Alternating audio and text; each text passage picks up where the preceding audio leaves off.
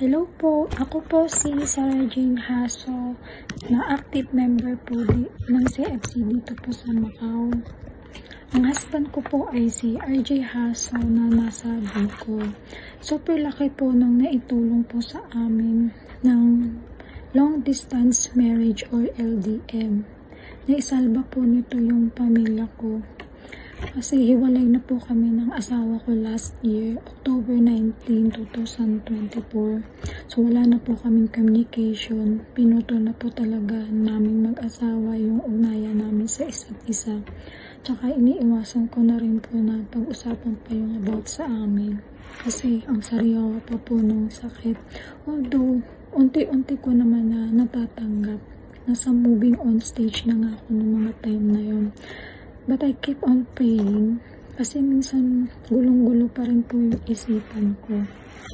Nasakto pa na tinawag kami sa LDM program ni Father Raymond Gaspar na nagsimula dito sa Macau.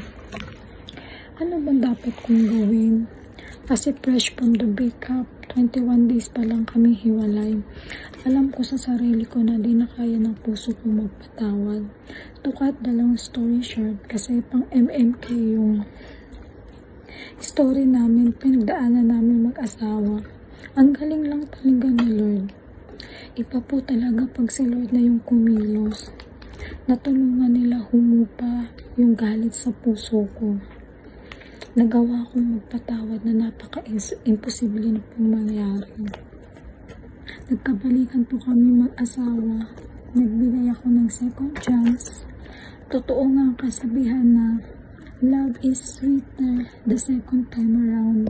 Although di naman perfecto pagsasama namin mag-asawa, may mga di pa rin pagkakaintindihan, pero nasusolve naman agad. Nakita ko din laki ng pagbabago ng asawa ko. Siya na yung nagre-remind sa akin kapag prayer time na. Oh, prayer time na. 3 o'clock prayer na. Lagi na rin yung present sa Sunday Mass. Kaya, thank you po sa LDM team. Thank you po, Father Raymond. Mas pinalawak at pinaintindi mo po yung tunay at kahulugan ng pagsasama ng buhay mag-asawa. May mga bago po kaming natutunan. Thank you din sa asawa ko na inayos yung pamilya natin. Binago mo ang sarili mo. Di man perfecto pagsasama natin, pero nanatili tayo sa pangako natin na magkasama hanggang dulo. At para sa mga anak natin. Madami pa tayong pagdadaanan ng pagsubok. Alam ko, kakayanin natin. Kaya, laban lang. Walang imposible kay Lord. Higit sa lahat, gusto ko mag-thank you kay Lord. Lord, thank you. Wala po talagang imposible sa inyo. Hindi mo po hinayang masira po ang pamilya ko. Nabigyan po namin kasiyahan ng mga anak namin. Hindi po kami broken family. Nabuo po ulit ang pamilya namin. Mas pinagtibay mo po kami mag-asawa.